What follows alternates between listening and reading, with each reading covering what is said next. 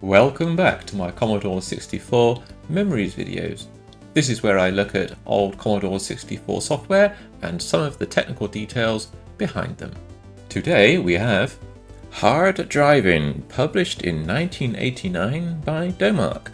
The coder was Mike Hutchinson, graphics by Andrew McCarthy and Ralph McCarthy, and the title screen by Ralph McCarthy, and the musician was Dave Lowe. This game was suggested by one of my YouTube commenters, so let's have a look in C64 Debug GUI first of all. We can see here with these red bounding boxes where the sprites are on the screen. We can see that there's a few sprites on the left and right, and they cover about 8 pixels on the top bitmap view, which is where the game 3D in inverted commas display is going to be. But there's also a sprite being used for the time there as well. If I move the targeting cursor down, you can see that there's the time. There's those vertically expanded sprites on the left and the right. They're solid colors. I've changed the colors in the debug interface so that we can actually see them rather than just being black against a black background. So I think that's probably because the screen is hardware scrolled in the X direction as well, just to have a nice, a smoother but with low frame rate mountains drawn in the background. You can see that the sprites are kind of multiplexed, but it's not. I don't think it's a full multiplexer. It's just, a static sprite formation, right? So there's a steering indicator on the score panel at the bottom. There's a couple of sprites being used for the speed, the revs of the engine, I think, something like that. But yeah, you can see on a stock 64, the frame rate is perhaps one of the lower frame rates for 3D in inverted commas games. Certainly for a racing game, this is really slow, and to be honest, it's practically unplayable. It's probably the most unplayable game that I can think of on the Commodore 64. The off-road time display as well is using sprites. I think we're going to be concentrating mostly on the top part of the screen display here for the 3D in inverted commas view. We can see that we're using a double buffered bitmap on the right hand side there. The screen and the character set alternates between 2 different bitmaps, but in the same bank. So that means that there's not much extra space really for the sprites and stuff like that, but that's okay. I mean, you can fit 2 bitmaps into one Vic bank if you don't mind about reusing some of the memory, because each 320 by 200 bitmap screen is 8 kilobytes, and that will just about fit within the 16 kilobyte Vic bank. So I'm going to be mostly muting the sound from this game because the sound can just kind of like keep on droning on and get quite annoying. But yeah, you can see the frame rate is really very low. You can steer left and right, and the 3D kind of road kind of shears left and right a bit. The mountains scroll around. Yeah, there's buildings and signposts at the side of the road. If I can get to the bridge, then there's a bridge that you can kind of jump over. But yeah, the frame rate varies from slow to extremely slow. Is this the bridge coming up? Yeah, there we go. There's a bridge. There's some barriers to the side of the bridge. It's really quite cumbersome. And then if you crash, then you get that kind of like cracked screen effect over the top. I'm going to use my tweaked C1541 tool to see what we can recover from this disk image. So the disk image, I didn't see any protection or anything like that, although I did see a nice fast turbo loader. So I'm running my tool to hunt through the sectors and see if there's any sectors which don't appear in the directory. And there are. There's quite a few sector chains, or block chains rather, in the drive image. This one seems to load at 834 in hex. There also seems to be some other files as well, so let's have a look at the shorter files on the disk. That was a very long file that doesn't have any directory entry. It's 50 kilobytes in size, so we'll have a look at that in more detail, I think, in a bit. There are some other files as well which seem to load in, basic memory. This one's called power, or it's maybe loading something called power or something like that. POWE dash. Okay. That's boot dash. Okay. Maybe these are files from a directory entry. This one looks like an auto booter. This one looks like basic code, right? It starts at 801. We've got what look like basic commands. Sprites, file name, track data. What else?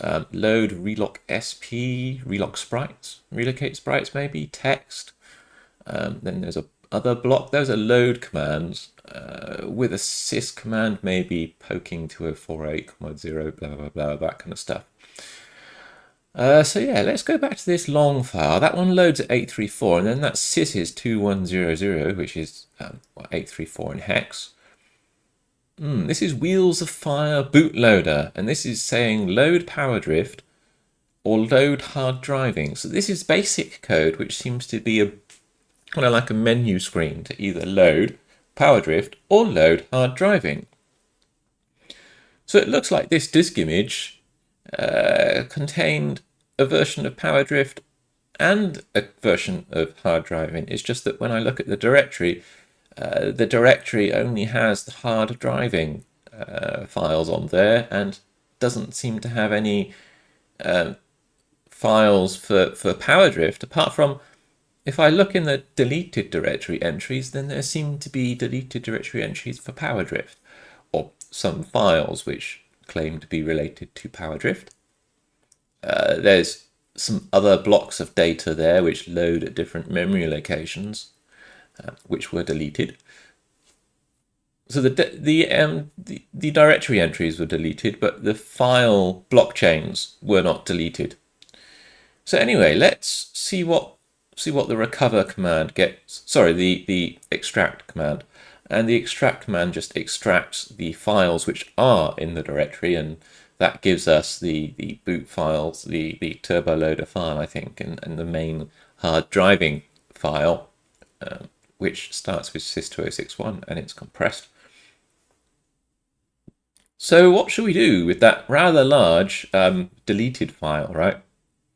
Which is 50 kilobytes in size. Let's load it. Let's have a look at the disassembly. The disassembly 834. Yeah, there's a few JSRs and stuff. Let's just go. Well, this kind of looks really familiar, and yeah, the music gives it away. So this is a partial version of Power Drift. There seem to be missing sprites and stuff. I'm guessing that's what the other files were on the disk that were deleted. So yeah, anyway, it contains some of the code, some of the graphics, and some of the music, obviously. So anyway, that seems to confirm that this disk image contained a hacked version of Power Drift. So anyway, this is kind of like a hacked or maybe just turbo-loaded version of hard driving. I'm not too sure how much protection the original hard driving had. This is just the disk image that I have for this game. So now we're running this in ICU64, so we can see with the graphics map views, debug views here, what we have. So we can see we have the remains of the title screen. We have this choose your automatic or manual transmission. Automatic, of course. I'm not going to try and use the manual transmission on this. So we can see, though, quite clearly here, those two double buffered bitmaps in the same VIC bank. We can see that we've got those sprites there sitting in the middle, probably reusing that spare data where the status panel should be, but it's not. It's not in the bitmaps anyway, obviously. But we're not going to concentrate too much on the status panel. We're going to look at the 3D view. So we can see quite clearly that the frame rate is still quite low and slow. We could look at this in the on the C64 with an emulated Super CPU, right? We could see how fast the frame rate is on a Super CPU model because we have a single file now extracted from the disk image. So here we are with a 16 megabyte emulated Super CPU version of the Vice C64 emulator, and we'll see what the frame rate is like with an emulated Super CPU. Automatic stunt track. And yeah, look, the Super CPU version, just basically using the accelerated CPU, has a decent frame rate. It's still not very controllable, to be honest. It tends to skid around all over the place. Hey, but at least the frame rate is, pretty good on the Super CPU. You can certainly move around the track a little bit easier, although to be honest, the steering, the non-self-centering mode of the steering is a little bit difficult to get grips of, and the car really just tends to skid and make this skidding noise all the time. I'm trying to line up with the bridge and get over the bridge, and I probably wasn't going fast enough to get over the bridge because there's a gap in the middle of the bridge, meant to jump over it. There we go, jump, jump, jump. And yay, I jumped over it, and then on the other side, and then we get to the lamp posts and the barriers and stuff like that.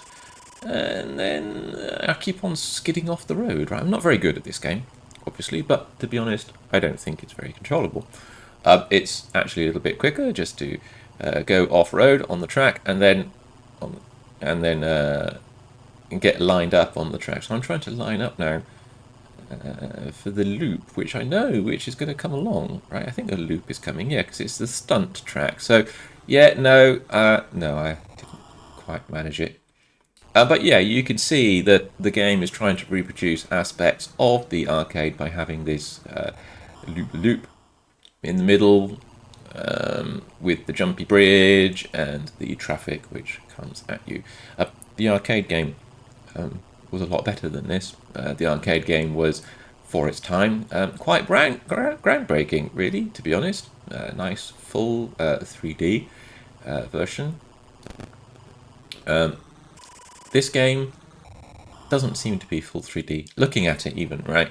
The objects, even at this nice higher frame rate, the objects don't seem to have kind of like perspective, kind of like parallaxing effect or anything like that. Yeah, the car going by didn't seem to have to respond very much to perspective view changes either. So yeah, am I going to get over this loop this time? And well, I got over it kind of, but then I seemed to fall off the other side. Great. I don't know if this version of the game it's actually possible to go over the loop. I don't recall ever managing it, even in the old days. Let's see. No, I can't. No, I'm really quite rubbish. Even with the improved frame rate, it's really very difficult. So anyway, let's get back to the slow version in ICU C64, and let's do a watch store point into the bitmap memory. And then we get to this code here, which seems to be, okay, that just basically, oh look, okay, great. So we found a whole bunch of JSRs. We have a cleared screen up at the top with the cleared ground and mountains drawn up at the top. But we don't have the track and the objects and everything else like that. Oh look, there's a jump at the end. We'll put a breakpoint for the jump at the end. And that jump at the end seems to go back to A03. A03 seems to be the start of the game loop, as far as I can make out from looking at the code. Yep, advancing one frame each time that A03 memory location is hit. So I think we can put in the debugging notes text file that I will, of course, commit to my GitHub repository, and I'll put a link in the video description below for this file, so you can look through my debugging notes alongside this video if you like. And the debugging notes will probably contain a little bit more extra information. But yeah, that's the start of this game loop. Let's step through it, see what we get. So we've got this bunch of JSRs in kind of like coding structure or program structure. This bunch of JSRs usually indicates that there are a whole bunch of subroutines which do stuff which we're going to be interested in. So I'm stepping over each one with the step over command, and step over should just run the subroutine and return back again.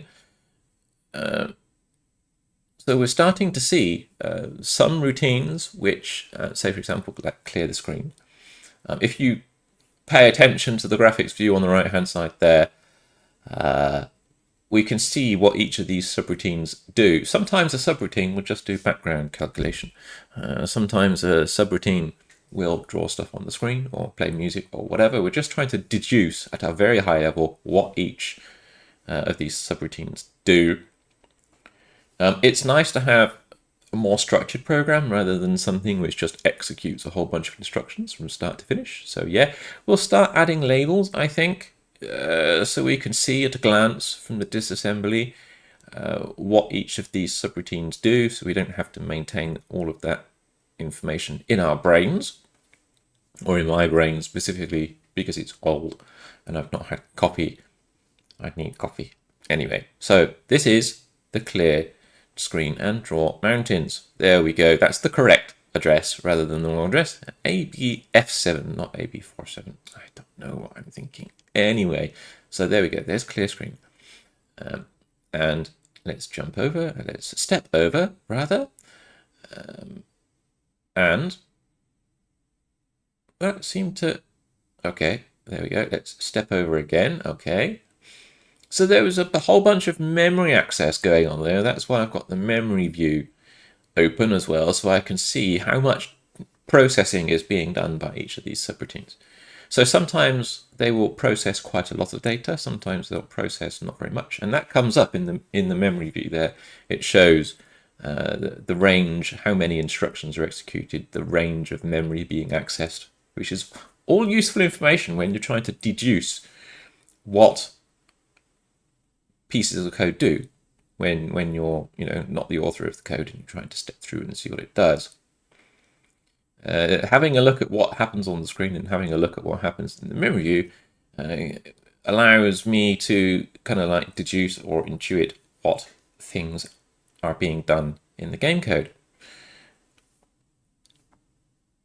So we can see there that code is being switched on or off with either a no-op or an RTS. So it's self-modifying the code to change the behavior of what the code does, either switching on or off different subroutines, which is an interesting way of maybe choosing a subroutine which draws in a particular screen bank, for example, or calculates pointers that reference a particular screen bank. It's an interesting way of doing it. Maybe not quite the way that I would choose to do it, but okay, whatever. Oh, so stepping over that subroutine seemed to render a whole frame. So I think the step over is not always working correctly, and that's because if a subroutine does too much stack manipulation by pushing and popping values from the stack, then the return at the step over functionality doesn't work that well. It's a little bit unstable, and sometimes it will just continue the execution because it was unable to deduce where the return from a subroutine should be, or where it should get out to.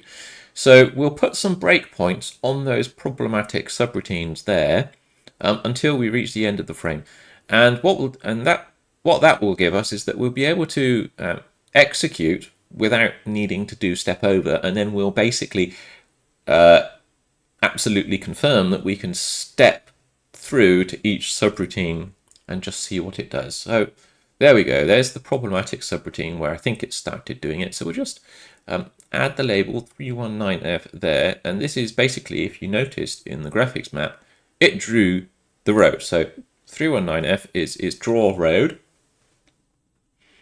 the track on the ground, basically.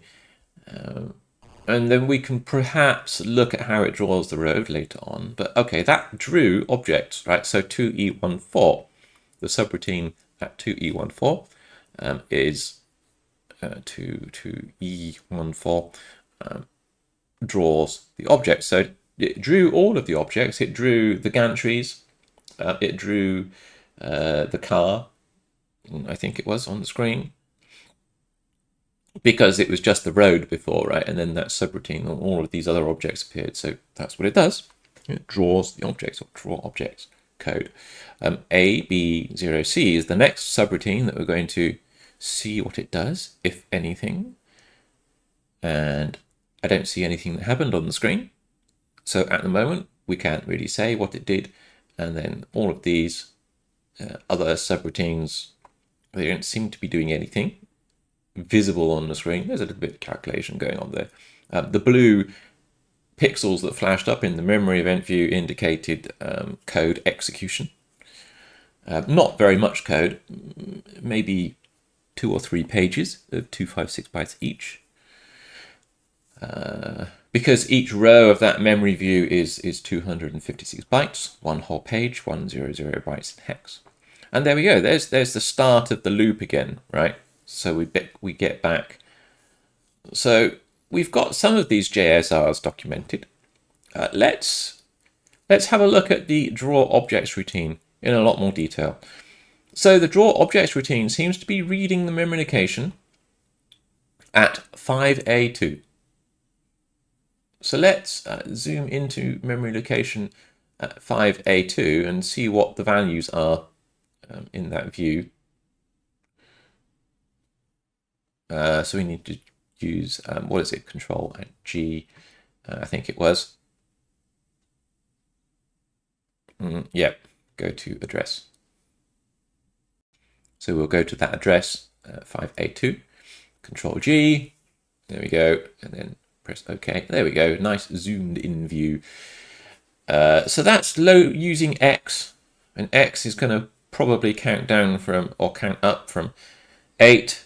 Oh yeah, there's an increment X at 2E34, compare X with 102E35. Yeah, so it's reading 8 bytes, starting from 5A2 plus 8, which is 5AA.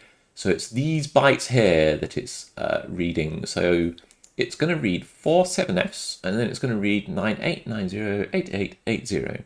And it seems to be comparing with 7F there at 2E19. So 7F seems to be an invalid value, or like an empty value, and the rest of the values, 98908880, seem to be valid values, which the draw objects routine then accesses. If I let the game run, and the memory view should show up these locations as green. There we go. So green indicates memory read. I don't see much writing going on in these memory locations at the moment, and that's interesting. I'm not moving the camera. I'm not moving the player at all. So maybe this is an array of object identifiers, up to 8 of them, which signify items in the game, which get drawn on the screen, perhaps, or objects. So valid object IDs, or whatever they are, I think are 9890, 88, and 80. They're all separated by 8 bytes, or a value of 8. I'm guessing they translate into some other tables somewhere else. So let's see. This is the draw objects routine. Let's see what happens when we have a valid value, which is not 7F. Right, so it gets to these JSRs here. So if it's equal to 7F, it just goes to 2E34, which doesn't increment X, compare X, and branch, or not equal back again. But inside the loop, when it's not 7F, it then starts executing these transfer X's, blah, blah, blah, stashing values somewhere on the stack, and then JSRing to the value that is used, the valid value, 989088 or 80, and then it calls these subroutines with those valid values. So this is calling the subroutine with 98, which is the value at 5AE, which is probably one of the valid identifiers in this I think it's an object table. That's the feeling that I get when I look at this code initially. So there's a subroutine there, which, okay, that subroutine didn't render anything on the screen visible that I could see. Let's step over the next valid value. That one didn't either. Okay, let's keep on going. Ah, the gantry appeared on the screen. Look, the gantry right there has appeared on the debug graphics map view. So don't forget, it's a double buffered bitmap screen. So what's displayed on the emulated output is not the same as the back buffer, if you like, of the other double buffered screen on the bit. So yeah, it's definitely rendering each object on the screen. Okay, interesting. So yeah, I think we can probably say that, or at least pencil in the thought that this is an object table. Okay, so 5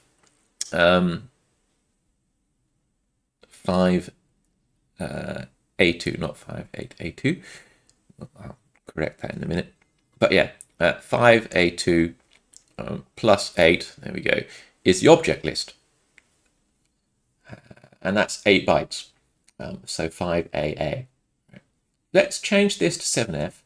And let's change these to other ones to 7F as well. Because I didn't see the code writing to the values. I mean, they must have been written at some point, but they're not writing as the player is stationary. Look, if I only have one entry, it only renders the gantry with the lights over the top. If I change it to the other value, which is 88, it renders the gantry which is further off. And then 9098 aren't causing visible updates on the screen, but they might be objects which are off screen, right?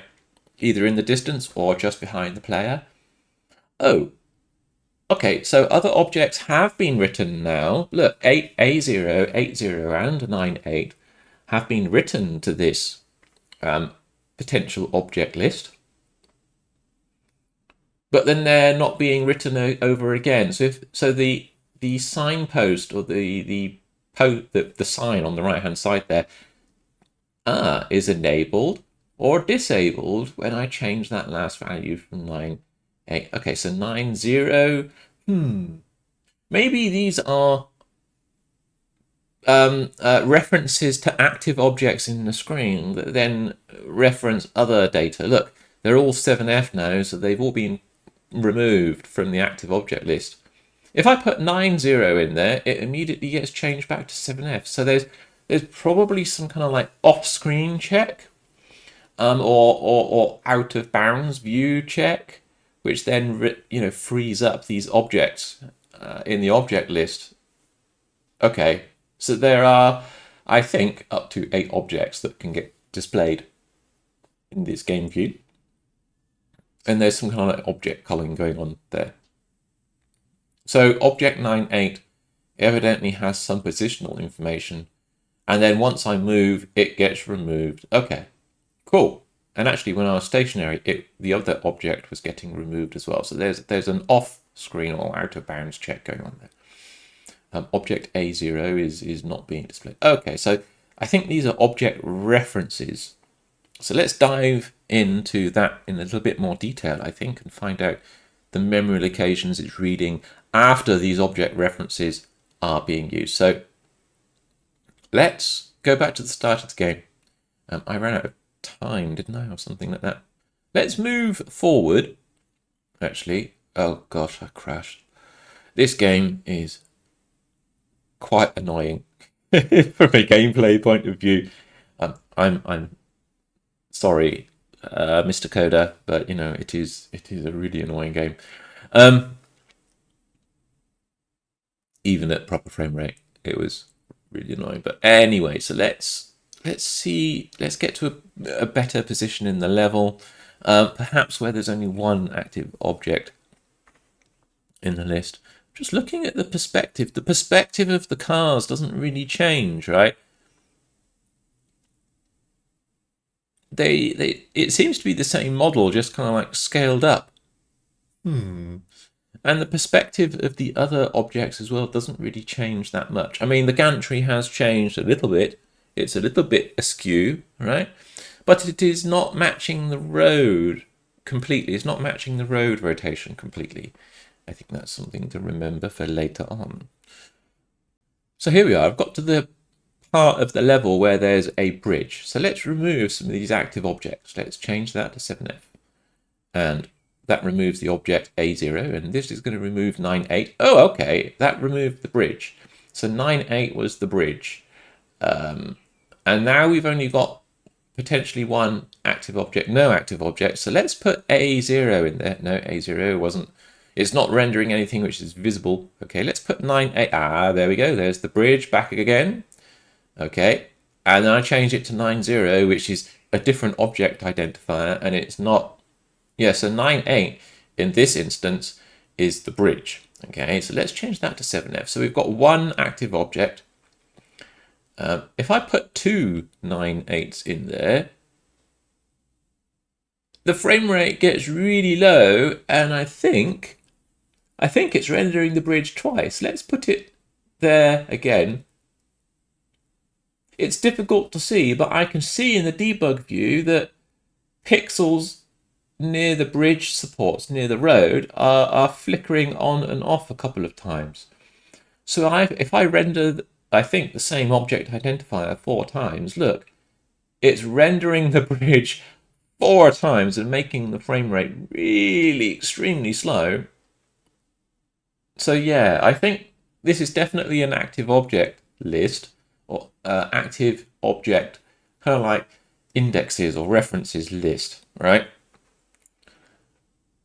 And it just renders each object in order as well. Okay. So let's get to this position now on the track where the house is. And we can see here that we've got 3 potentially active objects. So let's turn them all off. So 9.8 was the house in this instance. Okay. So the same object reference value seems to be used for different objects at different times.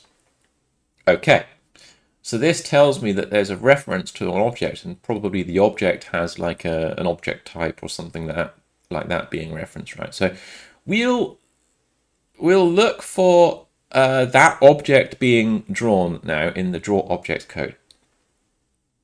So we only have object 9.8 being rendered now, object reference 9.8, which in this instance is the house. And it stores the object reference into 9.0. 9.0 is then passed into these subroutines, which do a draw. And the first subroutine there drew into the back buffer, the off-screen buffer. Okay. So we want to add that label to E73 as the draw object routine. So that's yet another thing to add to the debug notes text file. We now know that that's drawing an object from an object reference. I'm going to call it an object reference, I think, for now, until we know better what it is.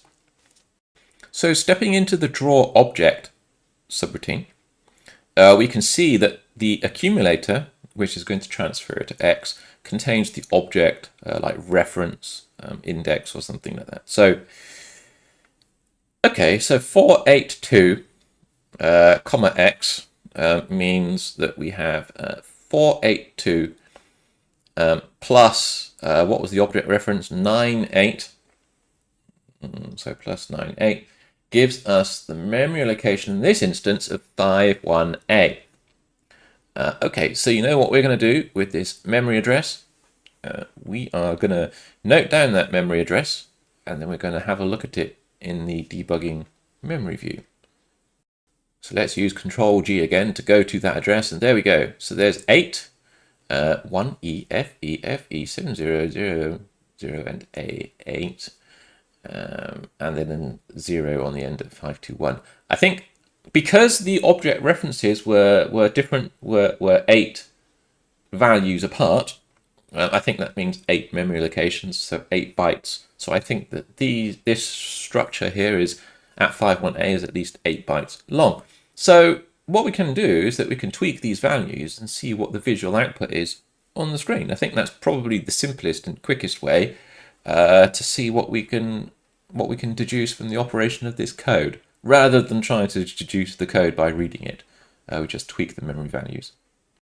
So let's tweak these values at 51C and 51D and see what difference we get on the screen when the house is being drawn. Oh, the house has now disappeared. But it's going on the right-hand side. Ah, okay. So maybe this is a 16-bit value for X position on the screen. Look at the debug view on the right-hand side there. The house has shifted position. So let's change that back to FE. Okay. Okay, so that's the low byte maybe. Let's change that back to FE. Aha, okay, right. So let's change that one back to FD. Sorry, let's see where it goes if I change it to FD. Ooh, it's being drawn all the way on the left-hand side now. So let's change it back to FE. And there we go. It's back in the proper position on the screen.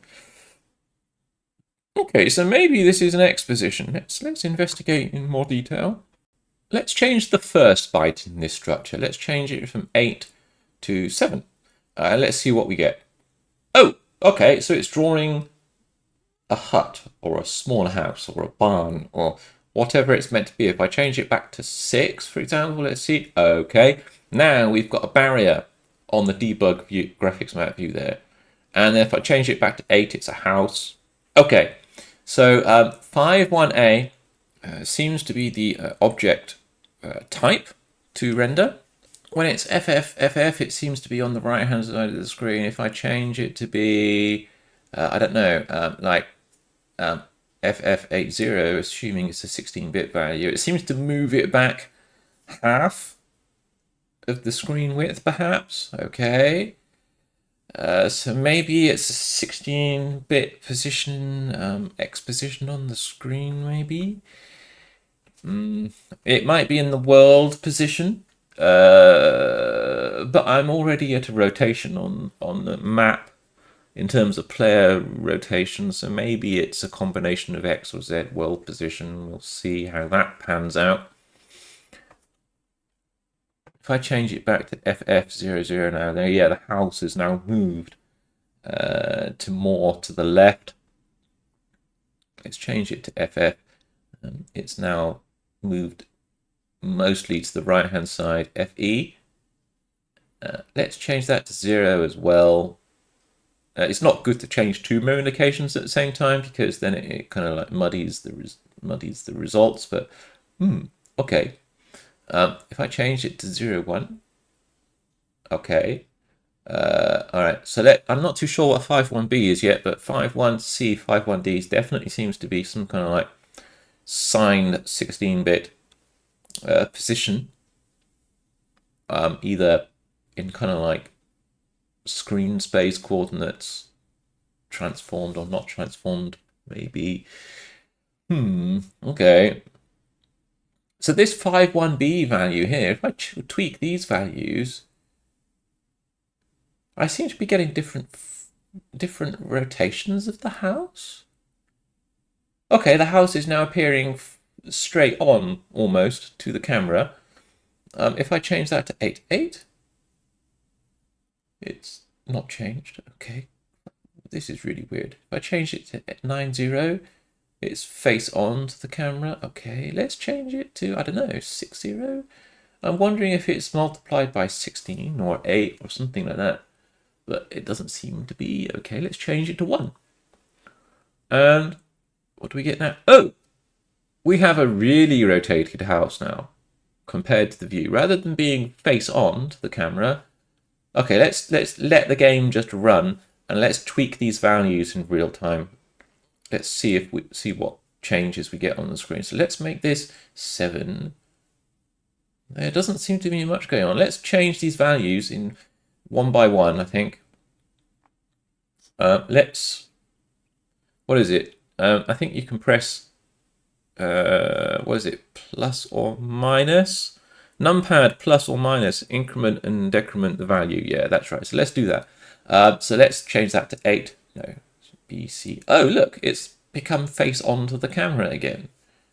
And then if I change these values, it seems to be rotating a bit. but in quite large steps. So it's not a smooth rotation, it's rotating in jumps. Now it's looking the other way. What? Okay, and now it's looking that way.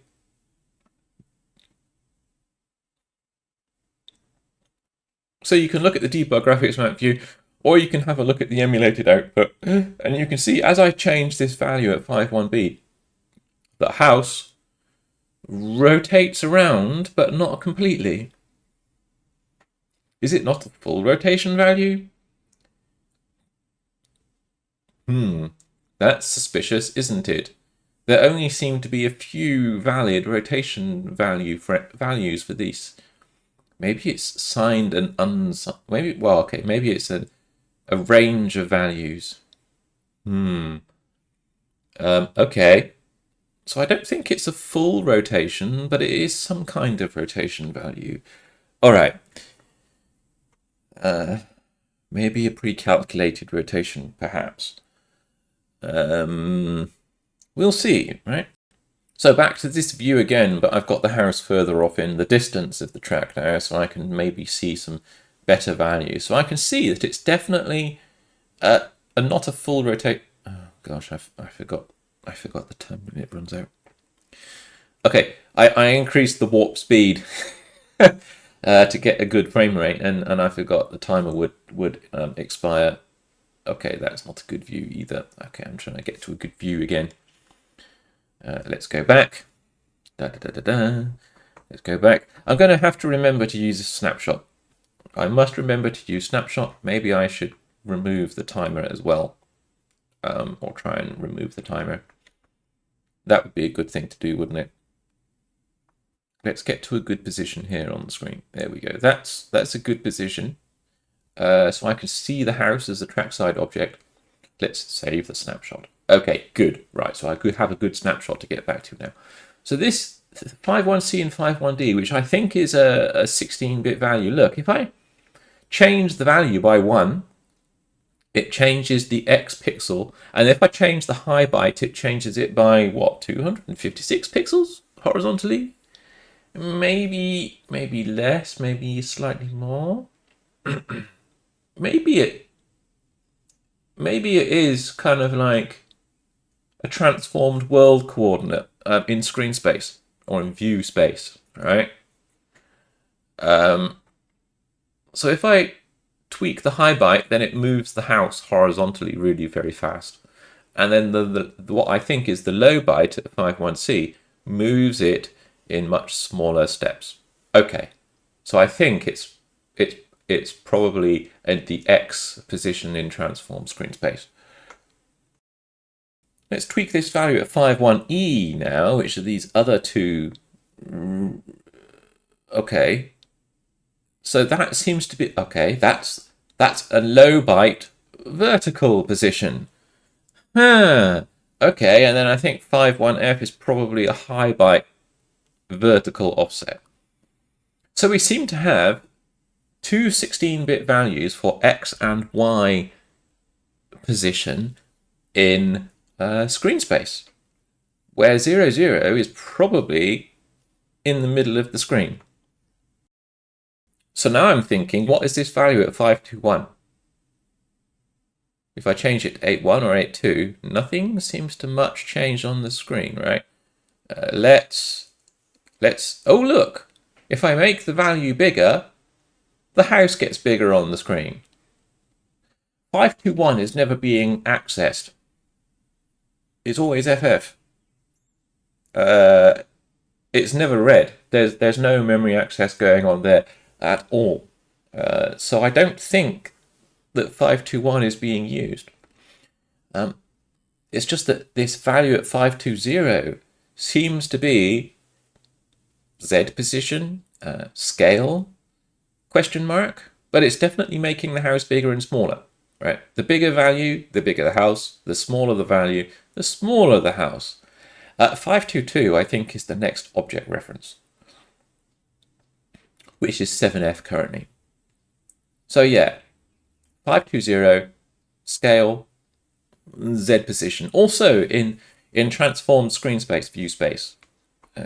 whatever you want to call it, camera space, right? Conceptually the same thing. Not in world space, pretty sure. I think it's already transformed. So look at this. With the house on the left with 0 rotation, it looks like that. If I move the X position, though, to the middle of the screen, it becomes face on to the camera. So it seems that the rotation byte at 51B is not fully rotation. It seems to be something else. It seems to accumulate the rotation, in inverted commas, with 51B, with the X position to give it kind of like a faked perspective view. I think it's choosing a pre-calculated frame. I don't think it's 3D rotation, per se.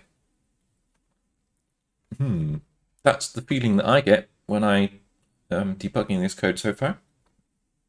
So look, even if I don't change the rotation, if I just change the X position, so let's change the rotation so it's 0.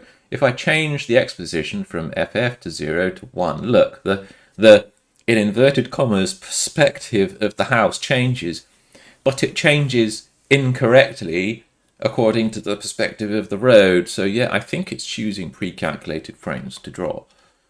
So yeah, hunting through memory for 307, which is the value for the timer, gives me 2 memory addresses. 318, 308 gave me the same memory address, which is 78E4. You can see now that when the timer counts down, the memory locations at 78E4, 78E5, 78E6 show the values for the timer. That's good. It means that the timer was really quite easy to find.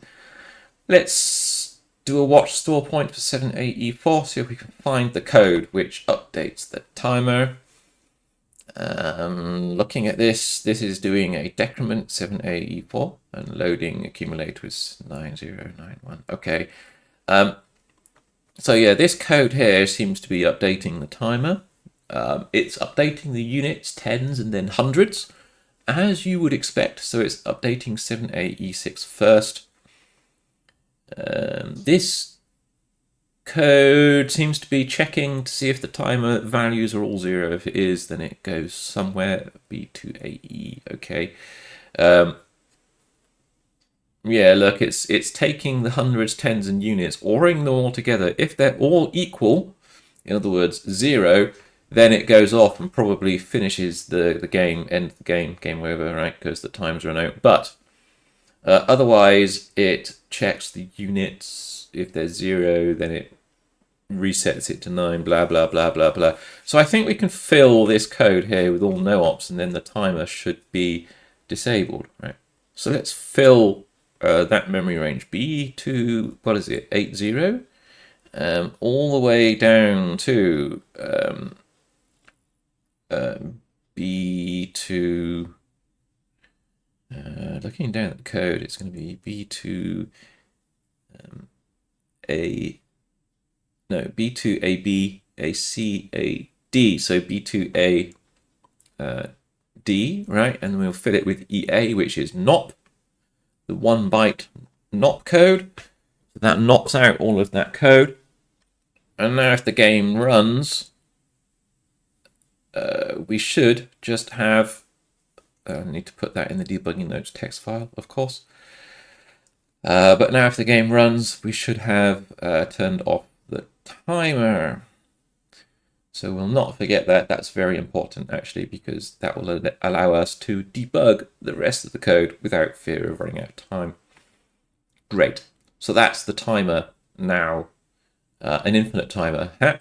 There we go. Great. So we'll save that as a new snapshot so that it's, because it's altered memory, we want to make sure that we recognize that fact. Right, let's continue on with debugging the object list now. Yeah, look at this. I can change the object identifiers and render the different parts of the bridge. I can render the signposts. I can render the loop. All relative to the screen space. Okay. Or maybe the track perspective, in inverted commas. Yeah, look, I can alter the bridge's X position, transform relative to the screen view camera space. Yeah, by moving it around, look. So using what I know so far about the object list references, I think I can create a second object. Right, so this is one object reference, then we have the other object reference. There we go, so we've got two houses now by choosing object 8, but having them at different X positions. Right, so there's a house in the middle of the track. I can move it around. I can change its Y position independently of the other house with pixel precision. I think this is transformed to the screen. Probably, yeah, I don't know if it's relative to the scale. It's probably relative to the faked perspective of the track, I think. I did notice that, even if you rotate your car, if you steer to the left and to the right, the horizontal bands of the track are always horizontally flat. They're not skewed. So because there's no skew to the horizontal bands, I think the track is kind of like faked 3D as well. I think it's probably a shear rather than a rotation. So that's an interesting point. So anyway, we can abuse the object list now so that we can display objects at different positions. And I think that once an object appears in the object list, then when the game kind of like drives forward in inverted commas, I think it just makes the scale value bigger until it gets so big that it would appear in inverted commas behind the camera, but it's not. It's just scaling up until it becomes too big, and then it just plops off the end, and then it gets removed. So if I put a house in the middle of the track and then drive along the straight road, and then, yeah, it detects collision with the house, which was in the object list, by the house scaling up to be very large, and then you just hit it. Even if the real 3D view or 3D world of the game didn't have a house there, you could still crash into it. So I think this is all fake. I think this is all fake 3D. I think the road is fake 3D. I think it's just like a maybe left or right, slightly perspective shear perhaps. I think the objects, the 3D objects, are not really 3D objects. They're just treated as kind of like scaled scaled vector sprites, if you like, because it's clearly drawing vectors and filling vectors, but it's not a 3D transformation. I think it's just like a scaled thing. We'll get into that in more detail. I think we're going to have a look at the object model format next, right? Because yeah, look, the horizontal bands of the road there, there's no skew to them, so there's no real perspectiveness to the road as it's drawn. It's just kind of like a shear left and right. Okay, so it's all faked. Okay.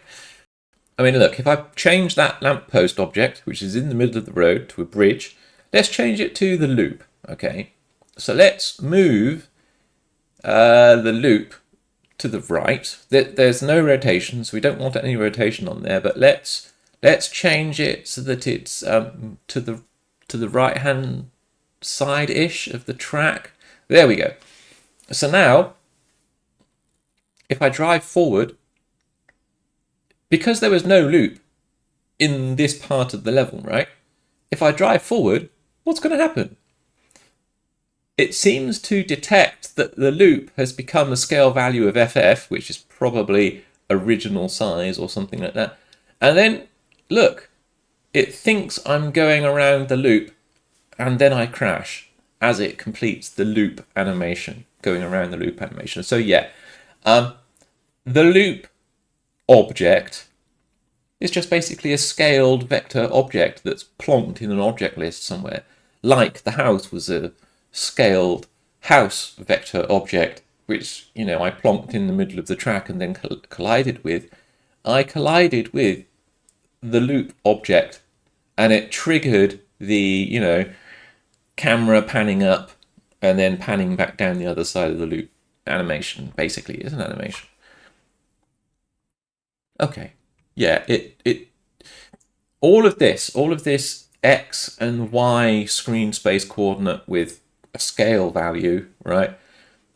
Plus the road shearing without skew of the horizontal road lines, plus the way that I can position objects in screen space and then scale them up and then either collide with them or try and do the loop animation, pretty much all tells me now that the 3D view in this game is really fake. It's like a 2D game, but with some fake perspectiveness to it.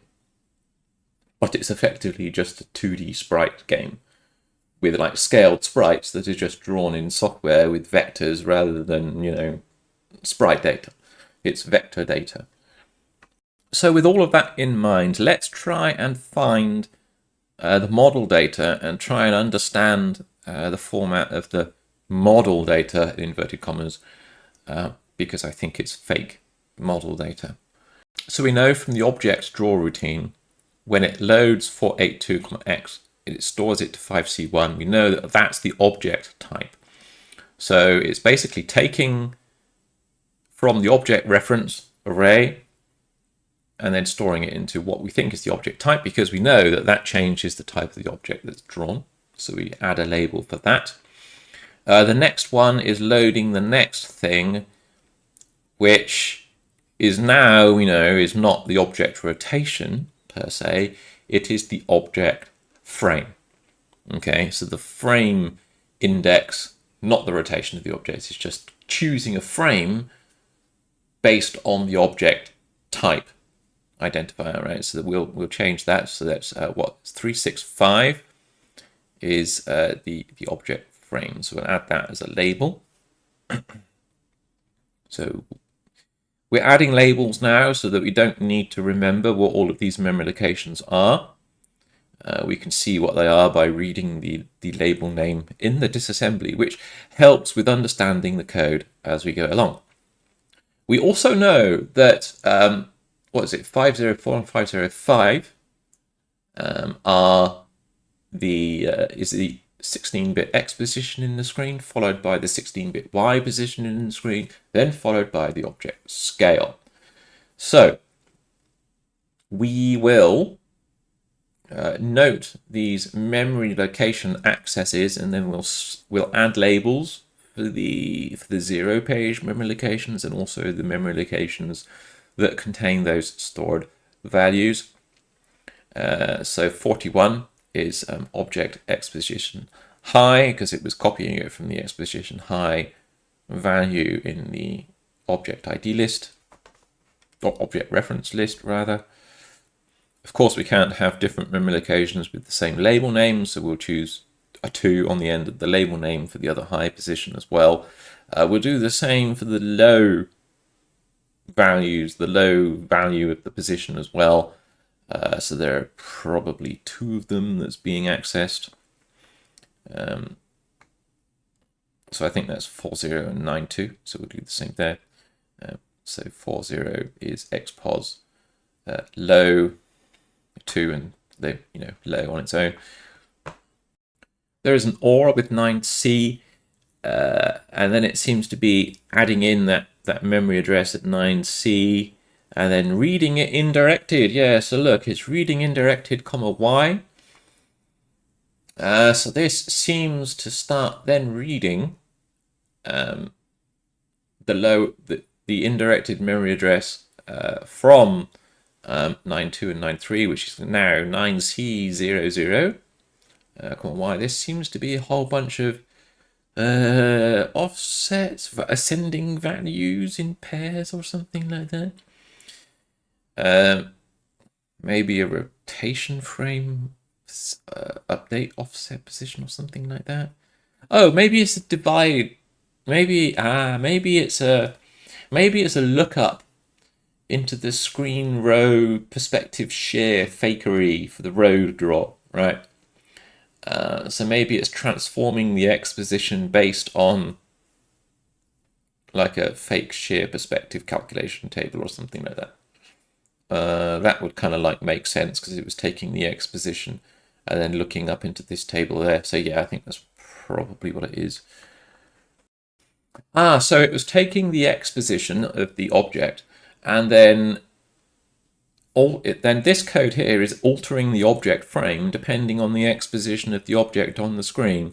So yeah, so if you recall, when I had the object frame set to 0 and then moved the house left or right, the perspective view of the house changed depending on the X position. So that's what this code was doing. I think it's looking up into some kind of table, which then modifies the final object frame to pick the, in inverted commas, rotation of the object frame for the current object type, and then using that later on in the code.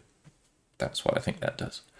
This code here seems to take the object type, multiplies it by 2 with that ROL, and then loads into a table of low and high values, stores it into 90 and 91, adding on C0 to the high byte. So yeah, this seems to take the object type, multiplies it by 2, looks up into a table, then it seems to take the object frame, multiply the object frame by 2, and then add that to the object offset pointer table, because it's an offset changed to a pointer by adding on C0 there for the upper part of memory.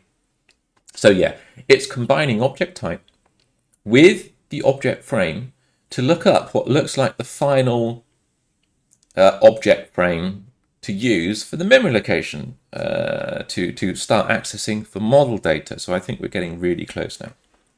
So this code here seems to calculate into 30 and 31 the final memory address to reference for the real frame, and then what do we get now? 30 and 31 now points to E278. So as it's drawing this face-on house in the middle of the track, that seems to be the memory location for the final frame, object frame data, which is E278. Right, so it's kind of like pointers, or rather offsets, which get converted to pointers, which then get indexed into another table of values, the pointers, which then pick out the correct frame data. So let's have a quick look at the memory at E278, which is that calculated memory address for the model frame, and it's a whole bunch of bytes. Okay, I don't deduce much from that data. But I think what we can do is that we can just start tweaking that data in real time as the game is rendering it, and then see what we get. It's a lot quicker usually than trying to understand what the code does behind the scenes with each byte on a logical mathematical level. So that's what we'll do. We'll start tweaking these values, I think. So in the memory view, we can split each row. So we have, oh, whoops, I split it at the wrong position there. Let's rejoin that line. So I'm pressing Enter or Shift Enter to split or join lines here. So Shift Enter rejoins that row. There we go. I'm splitting it at the right position now. So that's what, every 16 bytes. So E278, I'm trying to organize the memory view in rows of 16 bytes, 10 in hex. There we go. You can see that they are consistently being read. There's no writes going on to these memory locations. It's just all green reads. Okay, so let's start tweaking. So let's save a snapshot first of all. So we save a snapshot with a good file name, so we remember what we're doing. It's a house. It's visible on the screen. Let's change that to 3. I don't see anything visible changing on the screen right now. I'm trying not to make large changes. I'm only making small changes to the data currently. Okay, let's change the next memory location. Nothing much is changing again. Okay. Do you see anything on the screen changing? I don't. Let's load the snapshot. Let's change the third byte. See what that does. Third byte changing. Oh, well, the house flipped on or off. Okay, that's a visual change. I don't understand what that byte actually means just yet, but we'll get there, I think. Let's have a look. Next one. Oh, did that change anything on the screen? No, I don't see anything changing. Okay, this is disappointing. I would have expected to see more visual change on the screen than this. Okay, so let's load the snapshot again. Let's go to the next byte, E27C. Well, ooh, okay. So, that's intriguing. Oh, look. Well, that's changed the vertical position, certainly, of the top of the roof, or whatever it was. The roof disappears. Okay, and it causes the game to corrupt the screen and all sorts of weird things. Okay, let's change the next value. That next value didn't seem to do anything. Did you see that? Look at the top left-hand corner of the roof. Look at that. I change the value and it moves left and right. Aha, that's positive. So yes, look, as I change it. Oh, if I change it to be a very out of range value, it didn't like that. The game just crashed. Okay, so that's E27E. E27E is the top left-hand corner of the roof. Okay, fantastic. That's a little bit more expected. That kind of like cheers me up now, because at least I know where the X position for the top left-hand corner of the roof is. So some values seem to crash the game. Maybe it doesn't like concave polygons, 2D vector, 2D polygons anyway, right? I don't think they're 3D. So that's the X position of the top left-hand corner of the roof. Okay. E27F is causes weird broken lines horizontally to be drawn. Okay. Maybe it's not a Y position. Maybe it's a combination of Y height and gradient. I don't know. Okay. So we'll load the snapshot. We'll leave E27F alone. E280. What does that change?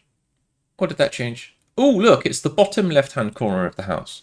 No, not the bottom left-hand corner. It's the top left-hand corner of the roof and the wall, right? The top left-hand corner of the wall and the roof combined. Oh, look at that. And then again, if it's changed too far out of bounds, it seems to crash the game, crash the rendering, gets a bit confused. Okay, so this is slightly more positive. This is showing empirically that changing certain data results in certain visual changes on the current frame for that house, right? That's good. The Y position, not so positive. Maybe the Y position is somewhere else in this memory. Maybe the other byte following it is a gradient or something like that, or some description. I don't know. Or length, maybe fill length combined with gradient. I don't know. Anyway, so this other value seems to be the top right hand roof X position. Okay, and I'm guessing that the position after it will probably be the top right. So let's tweak that value there at E284. And yep, there we go. That is the top right wall position, and then it crashes. Again, I think the gradient or the value became out of range. Look, I can make it quite a lot smaller, but I can't make it too much bigger. Okay, maybe the clipping algorithm has problems with large value changes or something like that. Who knows? Anyway, so look, there's the top. There's the top of the apex of the roof porch area. Top of the roof, right? The apex of the roof. That's the X position, and I can make that one really quite large. Okay. If I change the frame, that memory address is no longer red, and you can see that the object renders kind of correctly, right? Only if I change the frame back to 0, then those memory addresses all appear in green again as they are all read in sequence. If I make the scale smaller, you can see that, yeah, it's the apex of the roof.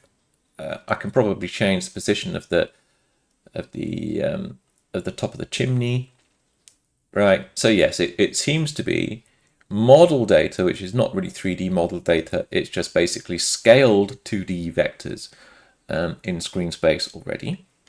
So yeah, that's cool.